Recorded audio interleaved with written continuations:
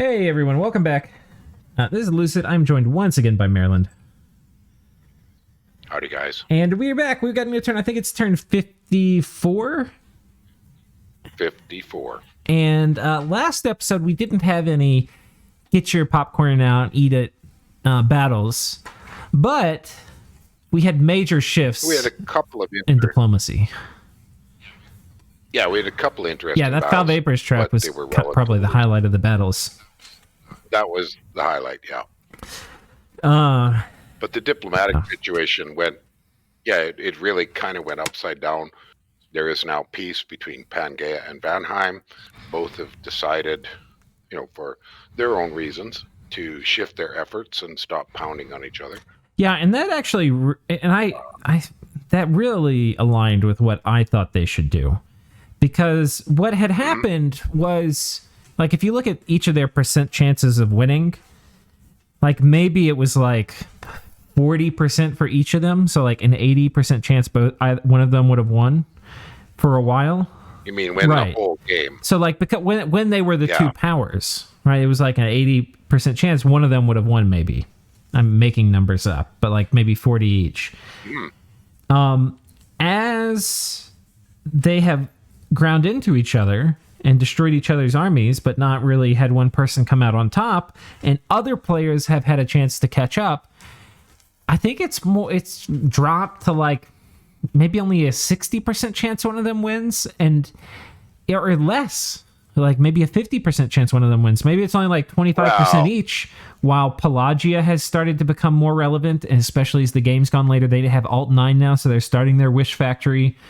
Ulm is now making serious hay. Bandar Log's dead. Vanarus is dead. He's about to eat Sitis. Like, big things have been happening with the other players, so that, all of a sudden they're not in a duopoly anymore where they're kind of winning the game. They're just another player, and they don't like that, so they're going to fix it. Those are very big things, and they can't be discounted. And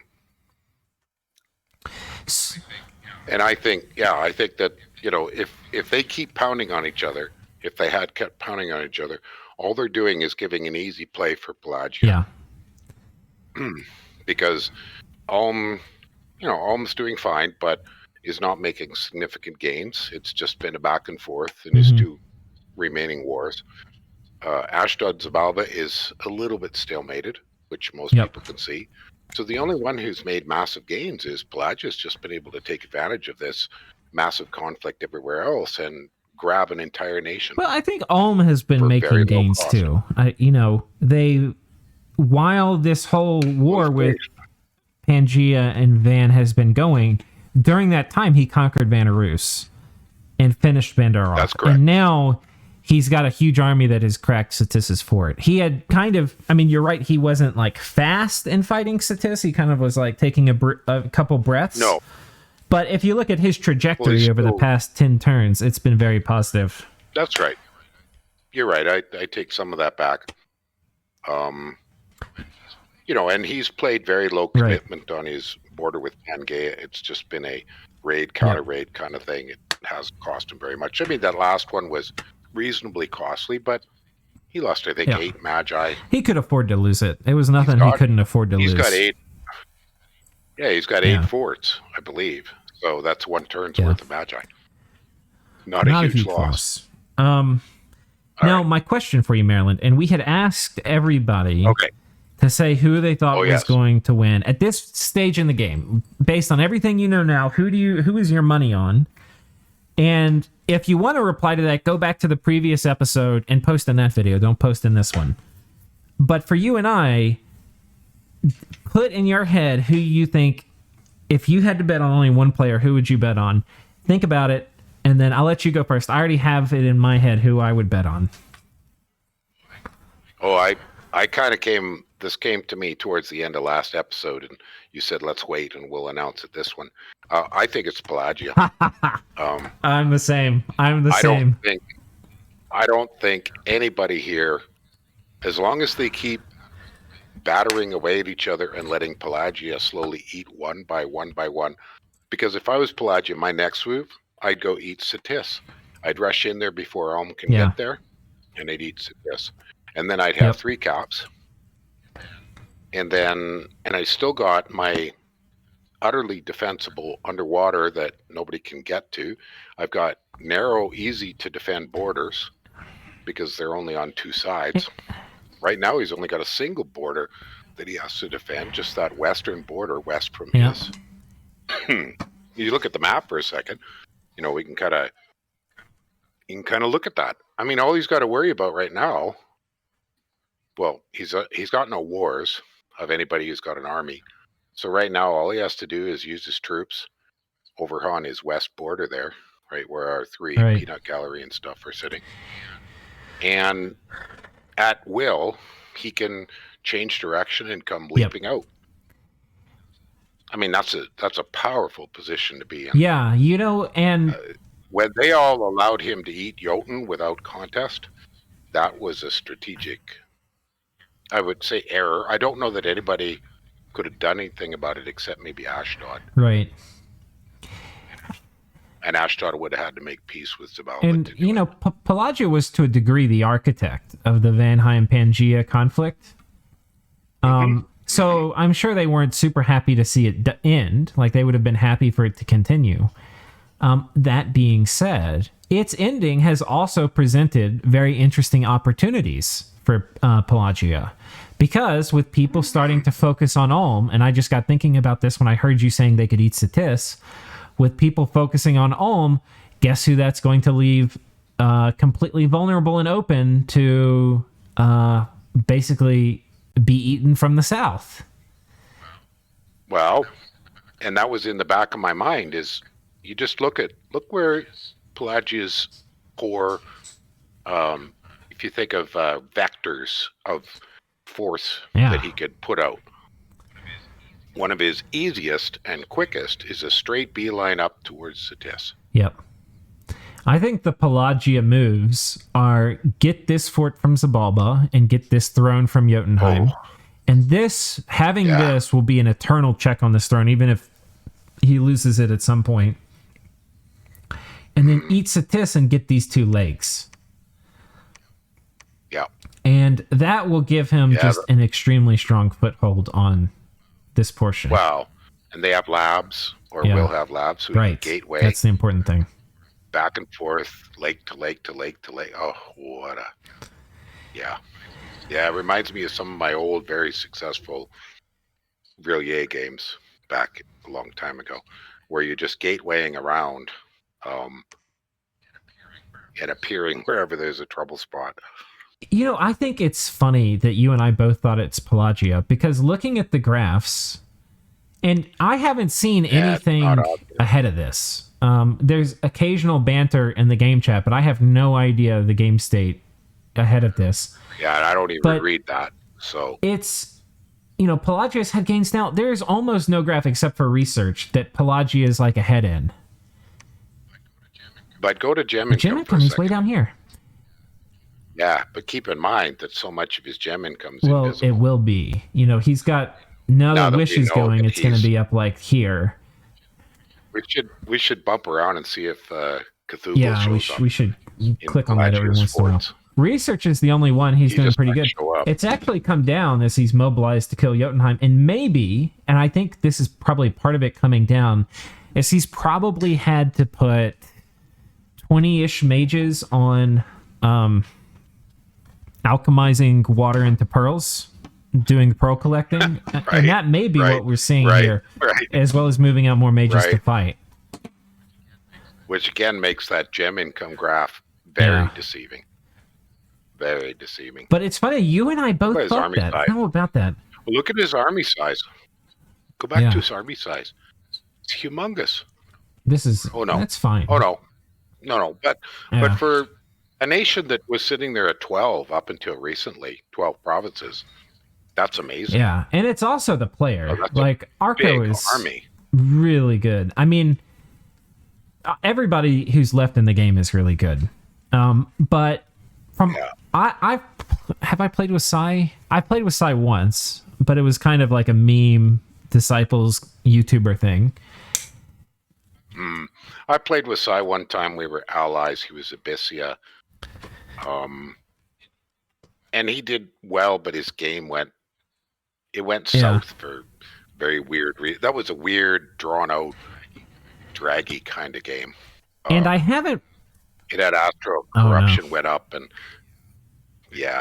Mictlan put up astral corruption, and that was kind of the end of that game. It just took Mictlan a long time to turn that into the win, but once that was up, the thing went south. Yeah, and I haven't played with Kris Lighthawk, but he coached. There was that another YouTuber game where it was like Daz Tactic and his crew. Oh, that was a long time ago. And I was playing late age Mictlan, and Pythium, late age Pythium Throne Rushed. And I was invited to that, and I couldn't commit for some reason. I don't remember. Yeah, Kris Lighthawk was actually, and I don't know exactly how much of. I think my understanding is he was opening up the turns with the late age Pythium player and doing the turns with him or helping him a lot. I don't know to what extent. It might have just been he was answering questions. I think he was actually looking at turns too. But anyway, it was good. But I will say, with that being my only exposure to both of them, but I've also played against Arco. And my humble opinion, Arco still is like a little bit on a level different than every other person I've ever played with.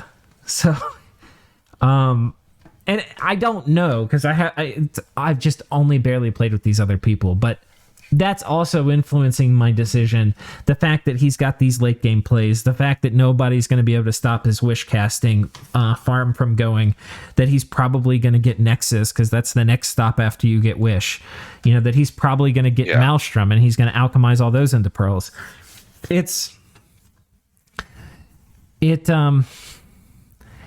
I just see a lot of ways that this can go very, very well for Pelagia, and there's not a ton of obvious things that can happen in the next 20 turns to stop that. You know, like... No. Well, and from the discussions we're getting from all the other players, they haven't really commented that this is a concern of theirs. They're all kind of fixated on each other. And as long as they're fixated on each other, that plays into Pelagia's hands. Yeah. You know, I mean, I think the idea that these guys like Pan and Vanheim go out and eat a bunch of easier targets makes sense. But it would also make sense for, Ulm and Vanheim to agree to kick, like, for them each to take half of the Jotun stuff and kick Pelagia back in the ocean. But I don't think they're going to do that. No. Anyway. All right. Okay. Since you don't see assassin... Oh, yeah, why don't you do it? Okay. Since you don't see assassination battles, I killed 2 Abbot Magi and a Sage in 41 and got a Starshine Skull Cap off of one of them. Abbot Magi. Those are cap only. He means... There's the... I'll show you. It's for end. It's for end. Go to 41 for a sec. Oh, from end. Oh, right. Okay. Yeah, sorry. End gets some pretty good mages from their capital, and then they get slow to recruit mages. The slow to recruit ones are the Supremes. The pretty good ones are the Magi. Okay. Let's go back to that. Not sure why he's still sitting there, but it's giving me time to raise a whole new army of cataphracts and pans. All right. I'm going for Blood 7, which has a lot of goodies, including Ill Earth, of course. If Vanheim and Ind have not got him yet. We haven't seen him anywhere. Archdevils. Okay. Very good. Leech and Purify Blood. And Purify Blood is a little bit better than, what's the other one? Serpent's Blessing. It's 15. Okay. Poison resist. Yeah. So I've used it preferentially over, I had a Soramatia game where I used it a lot.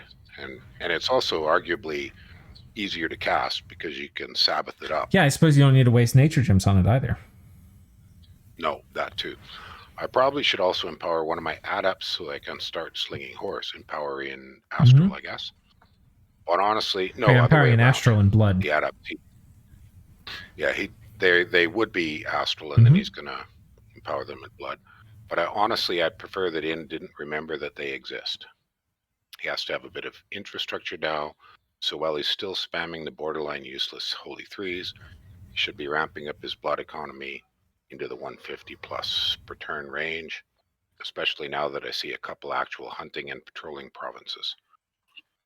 All might still one day send a properly geared and scripted army at me, but at this point, I'm not actually expecting it. Well, we've kind of discussed that quite a bit. It seems to me that Ulm hasn't made any major efforts on that border. He just keeps harassing Pangaea so that Pangaea doesn't come at him. Yeah, Sai thinks Ulm is trying, and Ulm's not. It's, I think, what it is. He's not trying. He's fiddling with him. Yeah. He's just fiddling. Just to keep him off balance. And it might also be a bit of a disinformation thing for his alliance to say, oh, I'm fighting Pan. Well, no, you're not really, but you have battles, so okay. He can afford to replace these kinds of losses that he's taking every other turn. And if he keeps sending trash at me, I'm going to keep slamming it into the dumpster. Right, and that's what fine. We're saying, right? I think I'm actually net positive versus Ulm since I've seduced a few of his magi and gotten some nice items and only lost a few dryads. Yeah. And it's nice for him to get those cross paths that are tricky. And of course, Brent precious mage turns and gems killing Ulmishman. Well, he's made some games elsewhere. He's actually down 2 provinces versus me. It's a pretty bad result for what had been a 4v1 against a nation that's by the graphs weaker. Yes, but during this time, he finished Bandar, got a capital. He finished Vanarus, got a capital. And now he's threatening to eat And like we were saying, like, it's not really a 4v1 because, the only person who was all in against him was Vanheim. Was super busy with Agartha. Ulm was super busy elsewhere. They were just fiddling with him. Yeah, they were. Yeah. Keeping him busy. So. And off balance. Yeah, I mean, let's just look at the score graphs for provinces real quick during this time. And this will give a sense of, why... So this is Pangaea. Yeah, we need to go back 20 turns, Let's look at just Pangaea and Ulm over this time. The past 15 turns. Right, so Ulm took a big dip. Ulm, took it back, and then has slowly gained steadily. Or, this is a better chart. Look at income rather than for provinces. Yeah. Ulm's income over this time. Pangaea's income over this time. Right.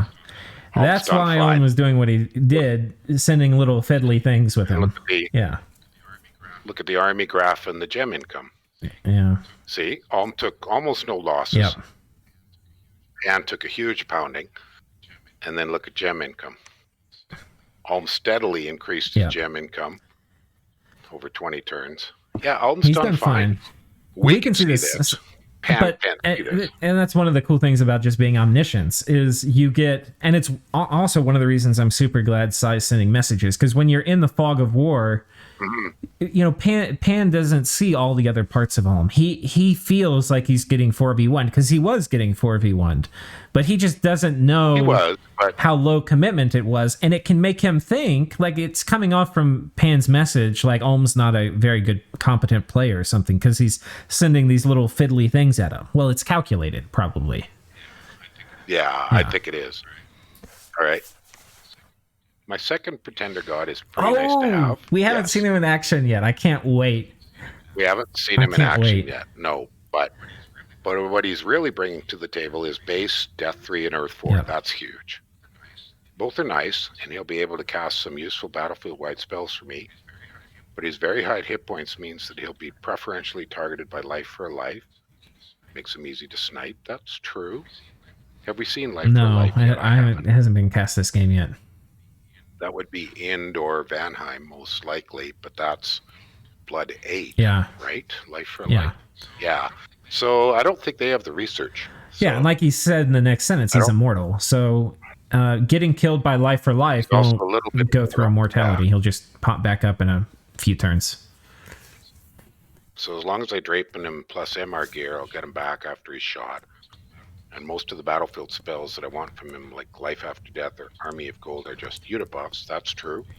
So he can get killed as long as it doesn't get soul slayed. I think that's what he means by the MR gear. But he's not going to use them. I used him like a thug this past turn just because I didn't have enough equipment on hand to send an E hero to clear those knights. Hero, yeah. Not a hero. But I've got shoes so he can walk back up to the front where he can do good wizard things. I agree with him. I would be using that as a battle mage, not a thug or an SC. Give him a shade mail or two. Yeah. Excellent. So then he can sneak around, go in and out of stealth. That's an excellent idea. And so that he can cycle himself via stealth to dodge ganks. Yeah, I like how he's thinking about it. He's going to switch basically using him as a caster in an army and then as a super combatant. Right? He's not going to waddle him around forever as a super combatant. It's going to be kind of one, then the other. I like that. Yeah, and get him shoes so he's fast. So probably messengers, give him that high map move, a shade mail. Yeah, that's a great way to look at it. I mean, by default, I would be wanting to put a rainbow armor on him, but a shade mail gives a number of extra capabilities. So let's look at, I think his main war is with Ulm and End. We don't have a message from either of them, so let's check that out. Let's look for that. Okay, so he's got a squad moving on here. We could look and see what the army's scripted, but I think we'll just be surprised. Yeah, it's pretty straightforward. Ooh, that didn't work. This is that same kit he used to kill one of the bogus dudes. Right. It's not working against this, so why? Well, he's going to get charm spammed and maybe a swarm cast. Charm. Charm. Ouch. I wonder if he had pin gear on this pan. He's been using pin gear. No. Bare bones. That's painful. And what a cheap these were not budget Malikas. And you can totally do budget Malikas because I think the chassis is 8 or 12 gems. It's cheap. No, that's not budget. Yeah. Well, the one is more so. Yeah, this one's expensive as hell. Like the Fear Helm. This one a little cheaper. Because these are only blood slaves, these two, and then these are like 15 gems, but 3 gems, yeah. That didn't work very well. Darn charm. I'll say that's probably one of the things between like good players and excellent players is counter rating. And like here you can see Pangaea. I mean, Pangaea counter rated, and by counter rating I mean dealing with incoming raids. And setting up ambushes, traps, and things that catch those flying. And Pangaea has just done it like cheaply. A boss against Vanheim. He's done it like he's doing it like a boss against End right now too.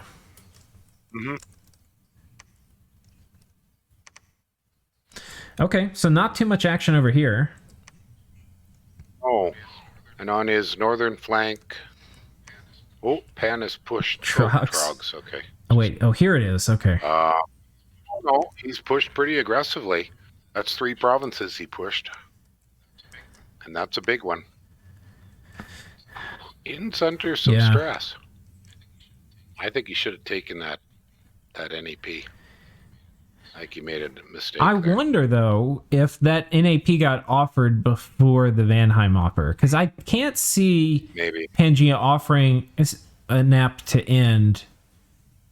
I mean, I could see it, but it seems more likely to me that he offered that before the Vanheim offer, because Well, you've talked a lot about the size and number of vectors for movement. His border with Ulm is teeny and narrow and yuck, whereas his border with End allows for sweeping high-speed movements. It allows for deep penetrations. It's a better fight for him to pick on End than it is to pick on Ulm. Yeah, if he pieced out with End, I don't think the alternative is to go after Ulm. I think the alternative is to go into Xibalba and to Ashdod. Probably. Probably. But he didn't piece out with End, and he's off and going. Here's a little budget raider coming in. I think this is probably an Earth Hierophant, if I had to guess. Oh, a nature one. So I guess it's personal region. Dirt cheap gear. Yeah, that's what the nature gem was for. Okay.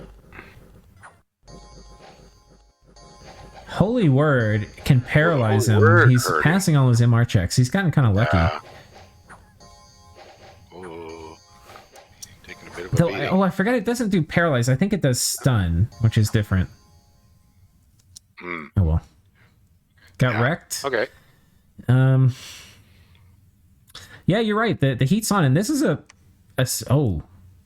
So he bumps it. This is just End trash. End doesn't care about Yeah. this. But this is 40 White That's Centaur and another 40 Centaur. That might be all and 3 Van Jarls.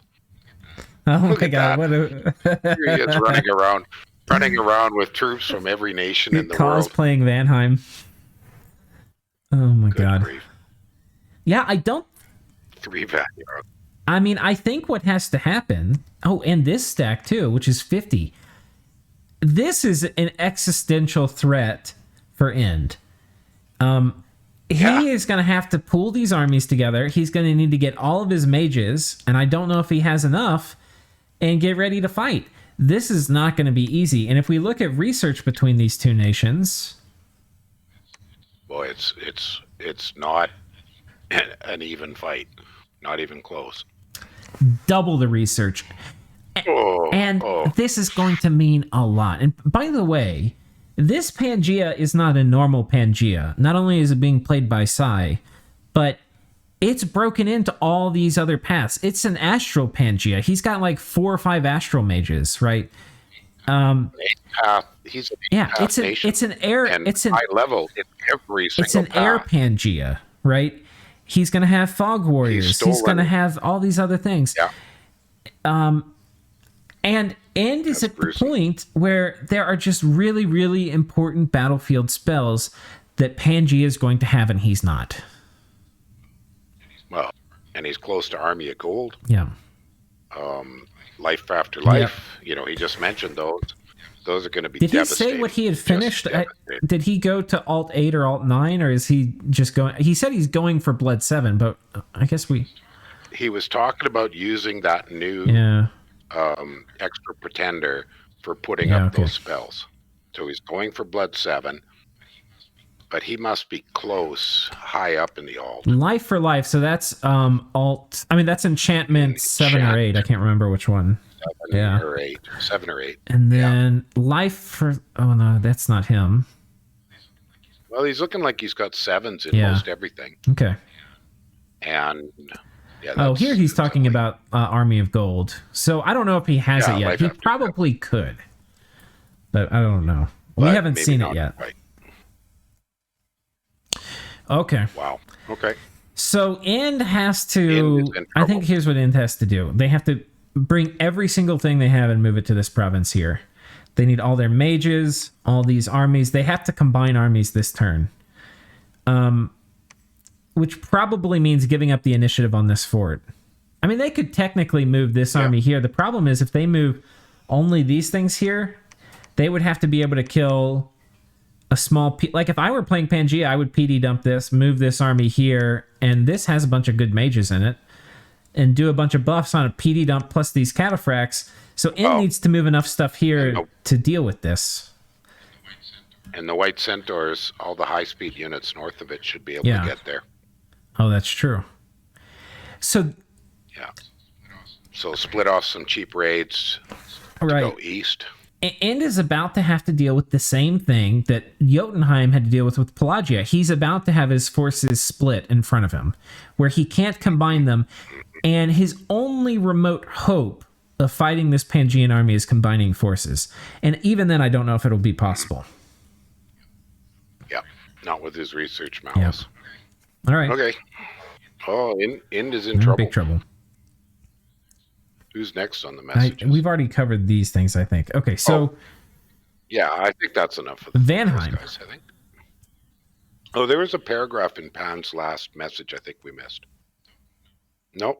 Yeah, we read it all. A few vulnerable stacks. Okay, Vanheim. I plan to cancel my NP3 with Alm next turn.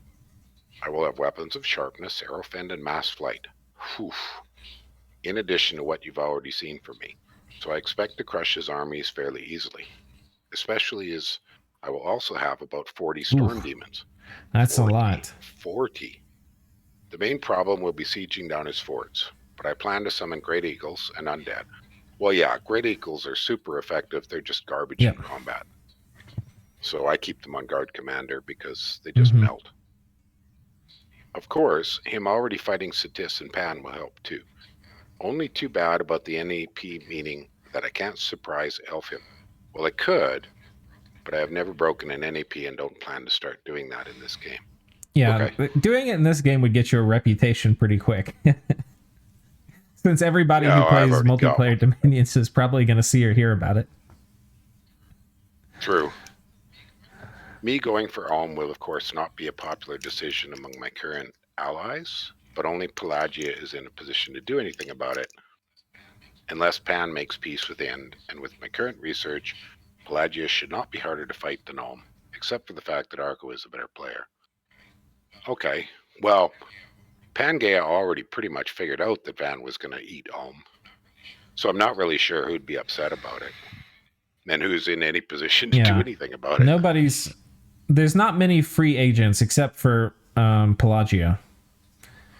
But Pelagia will be, as we were just talking, will be happy that he's fighting Ulm in a way, because he's going to go eat Isitaris. Yeah, that would be my guess what Pelagia will do next. We'll see soon enough, but... Okay. Wait, but Pelagia isn't... Oh, and Pelagia should be not harder to fight than Ulm. We'll see. Well... But, I mean, that is an option. I think Vanheim probably, if he wanted to, probably could kick Pelagia back in the ocean. Maybe. It wouldn't be trivial, but I think it's in the world of possible. No, it is. But he's not going to do that. Okay, so... Is there anything to look at in the Vanheim? There really is probably not, you know? It's quiet. Just No, it's quiet. We can look at some of the troops. Here we see the Storm Demons and the Undead. Right. There's another big force up here. Shadow Soldiers. Yeah, Shades. it's looking like he's maybe ready. And this could just be scary to, like, you know. But we can't see his glamored guys, so it's hard for us. And then no, we actually can see glamour. We can't see stealthy. So, okay. Oh, so they're just sitting at home glamour. Right. So, like, here the Vans, they're not in stealth. They're not actively stealthy, so we can see them this turn. And of course, he's not giving anything away by having them there. Ulm doesn't know that. See, that's another issue for Vanheim. Everybody else thinks he's still fighting Pan. So that giant army that's poised to strike, if he was to move it north, it would be a giveaway for Pelagia. Whereas sitting there the way it is no blatant threat to anybody until it moves. Although he is going to make a clear break of the NAPs, so okay.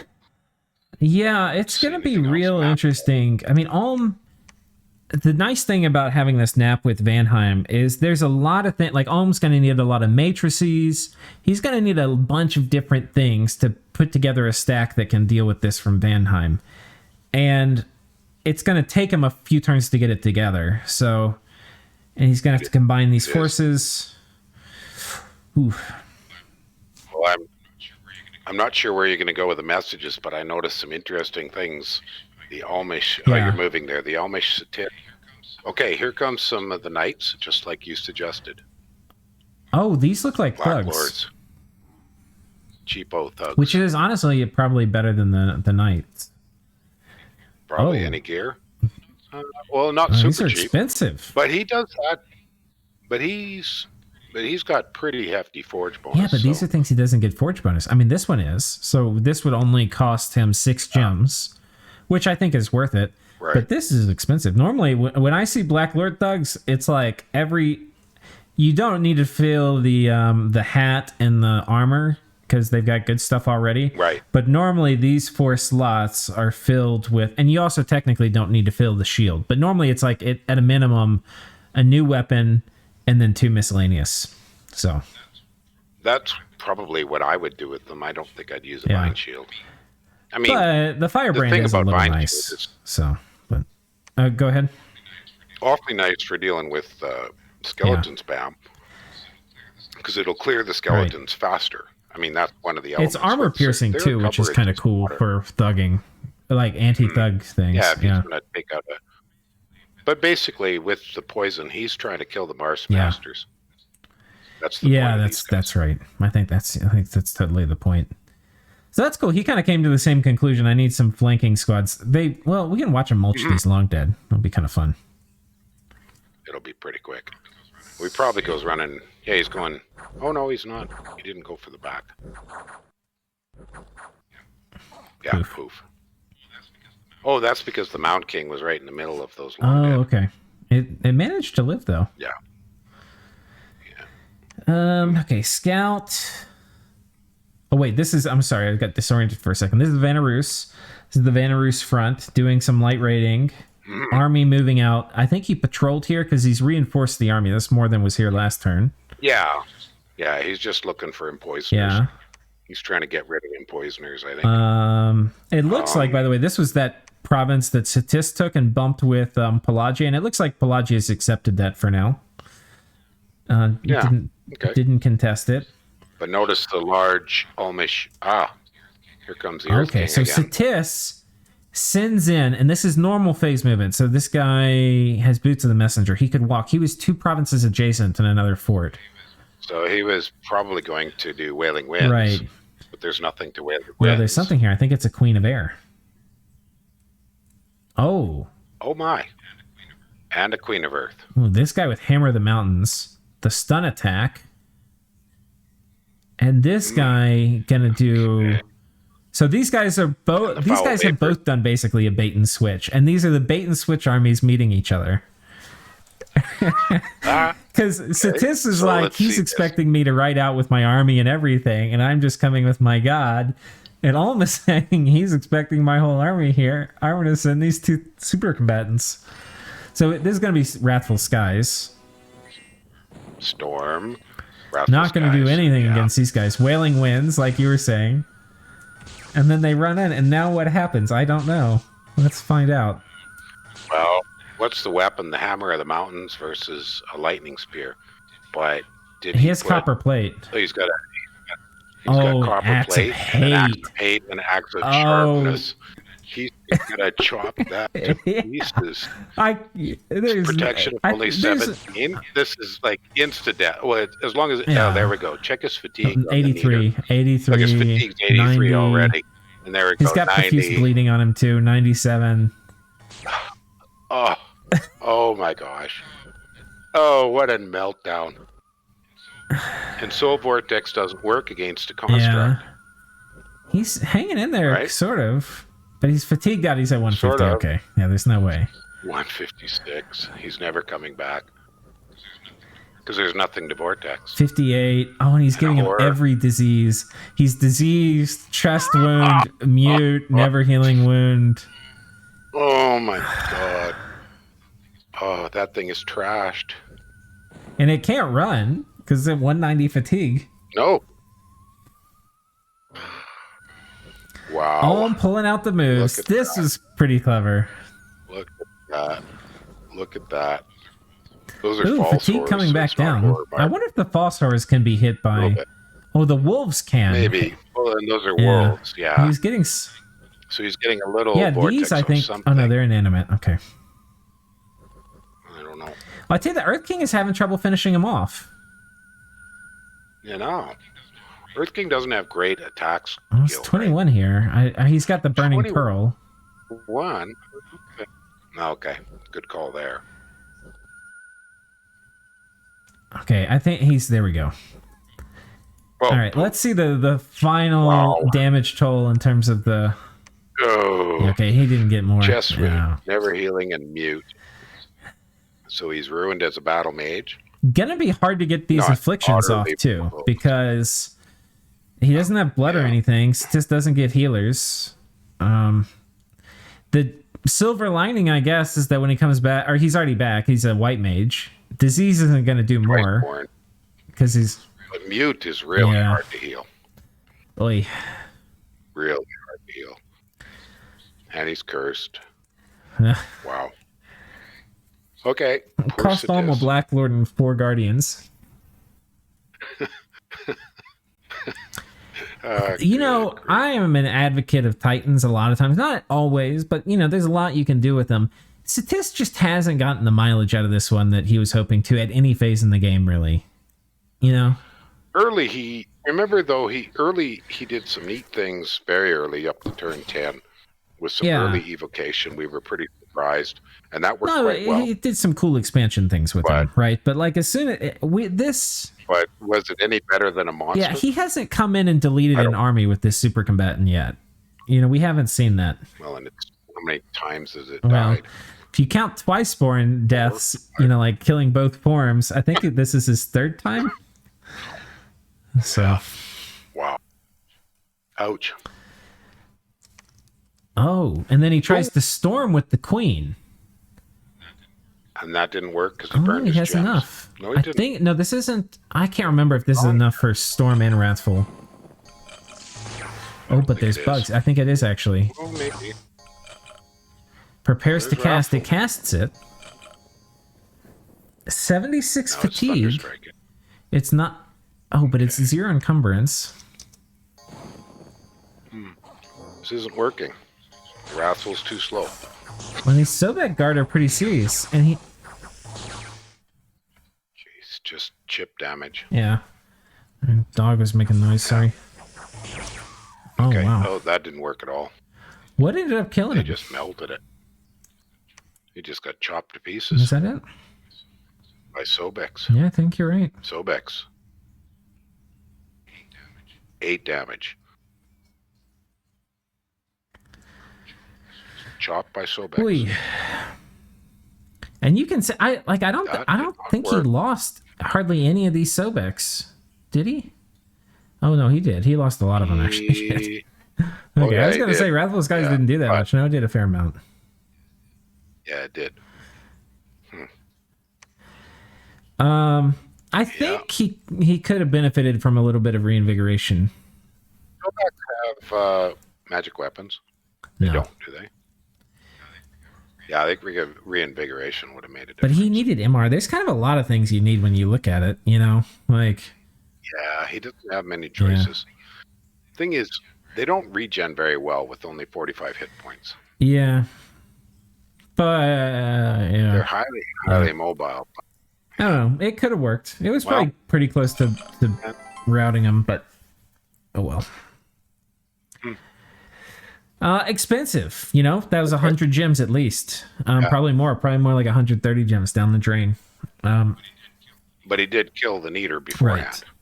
So it's not a critical loss, but it's felt. You know, you lose 100 gems. That's at least a turn of income, I think, at this point. Maybe 2 turns. So Yeah.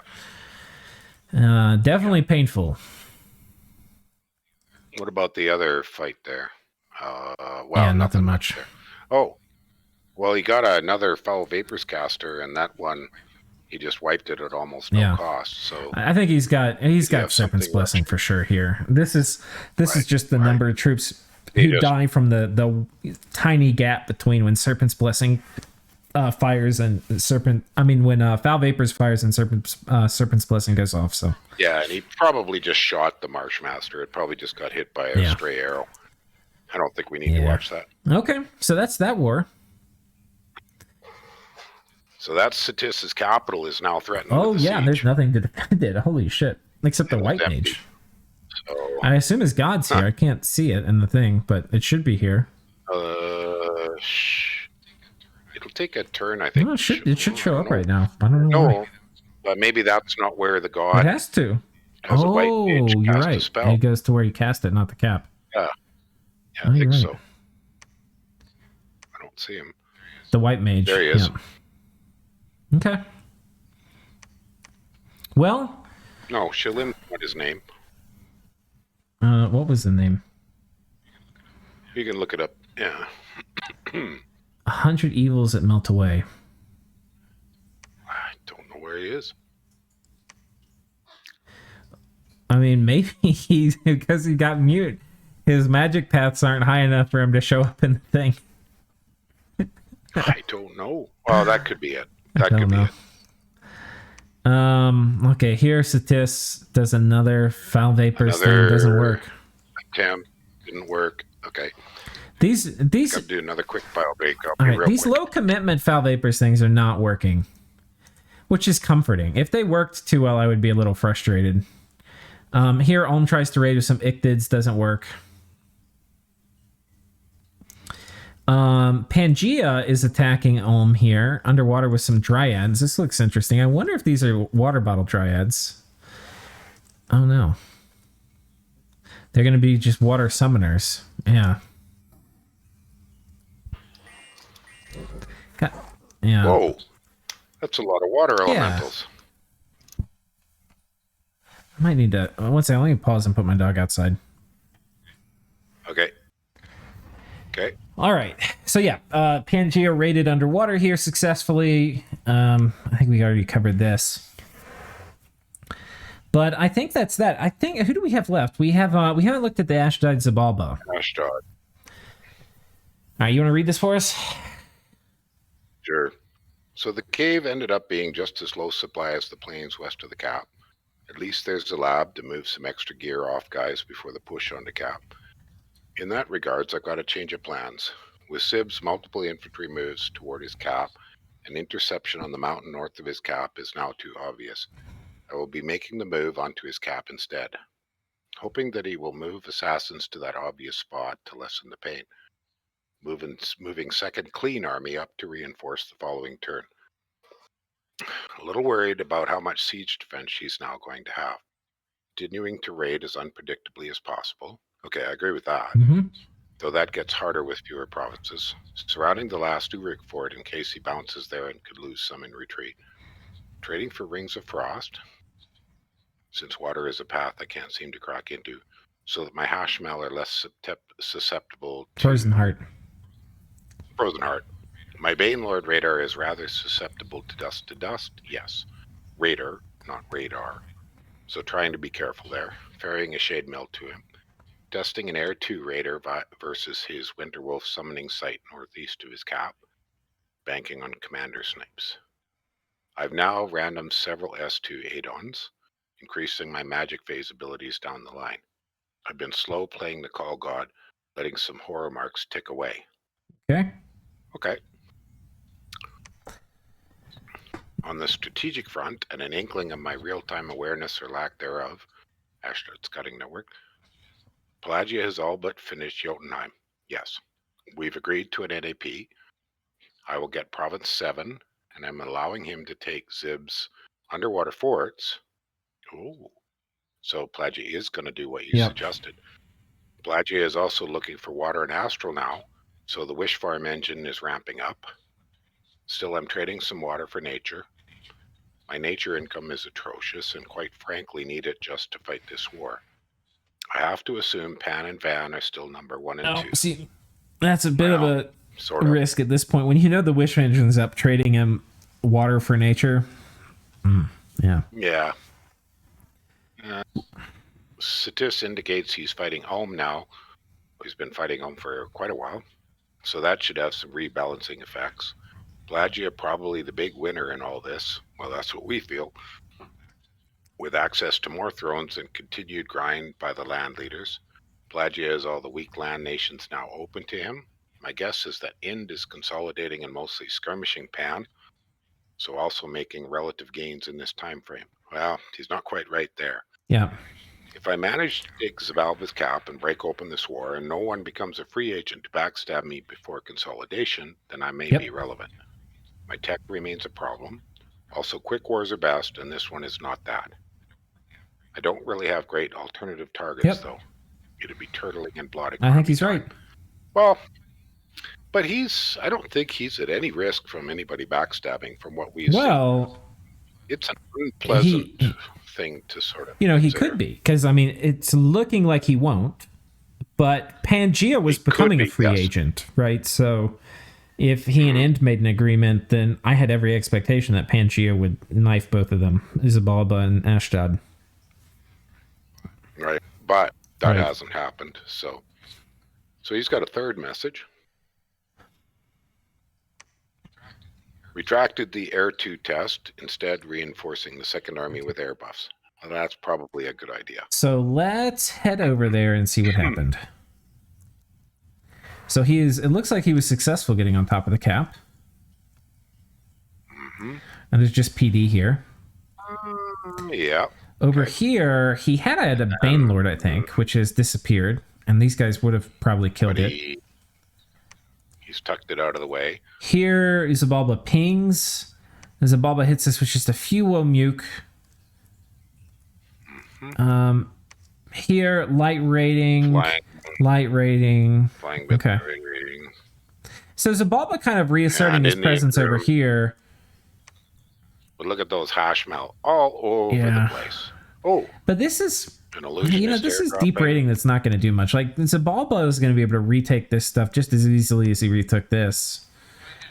Well, he did mention, though, he just thought maybe if there was another bump, it'd cause some losses to Xibalba in retreat. Oh, Pelagia trying to take this. It's two Great Hawks. Yeah, it doesn't work. Well, he killed 2 Veti Hag. So I wonder if the Vetis did it. I mean, that's 20 air gems. Yeah, I don't think it was worth it. Veti Hags are like 40 gems. 40. I mean, 40 gold. Yeah.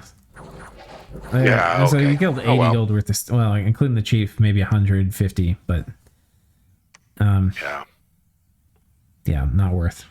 Is he short of gems? Yeah. But, not a big deal either. It's just a slow cleanup now. Yeah, we've covered. Before we move on, let me make sure we've covered. These were stealth raiders that he had coming through that he patrolled out. He caught them. Okay, he caught them. He didn't get any assassins that we could see. And and Pelagia's gone and taken this stuff. Probably pings the capital. If we look at, no, the capital came out at him. Oh, he's sacrificing. Oh.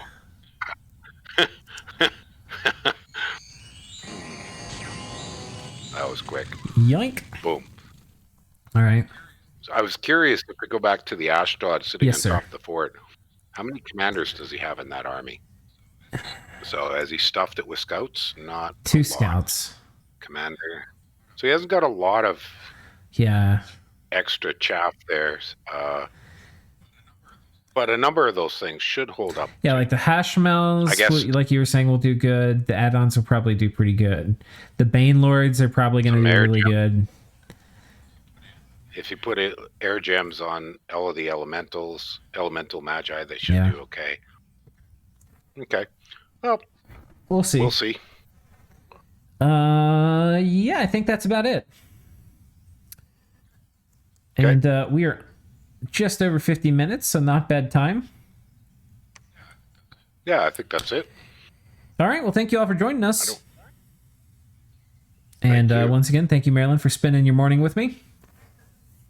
You're welcome. All right. See y'all. Bye, guys.